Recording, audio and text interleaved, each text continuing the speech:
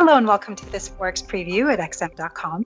I'm Maria Pachardis, and joining me is Senior Investment Analyst Rafi Boyadjian. We'll be discussing the upcoming U.S. retail sales and industrial production reports and the effect of this news on market. So Rafi, the COVID-19 pandemic has already had a devastating impact on the U.S. labor market.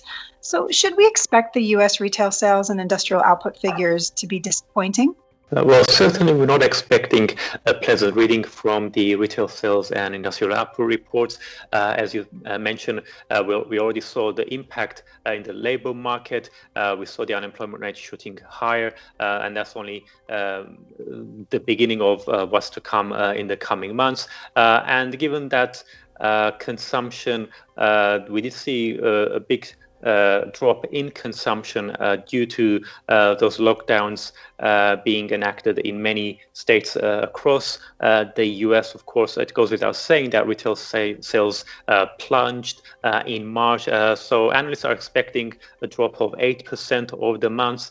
Similarly, with industrial production, we're expecting that it dropped by 4%. And historically, these are pretty massive numbers for 1 month, and it just goes to show the scale of the impact of this virus on the US economy. Now, markets have already been affected by the virus.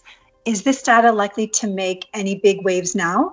And what should we expect going forward?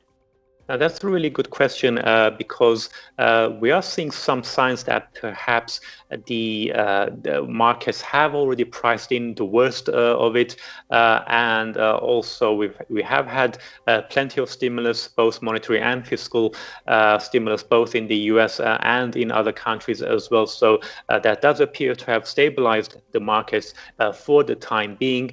So even if we were to see pretty poor numbers, such as the current estimates, that maybe the market reaction won't be quite so bad, and in fact we might not see much of a reaction at all, especially in the dollar-yen pair, where both currencies have been acting as a safe haven throughout this crisis.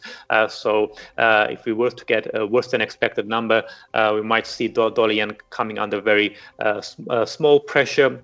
But this does raise the question of what's going to happen going forward when markets look forward to a recovery and then the recovery doesn't start to materialize. So perhaps in the future, in the not too distant future, when the focus is on the recovery, the speed of recovery doesn't live up to expectations, and then we might see market volatility returning once again.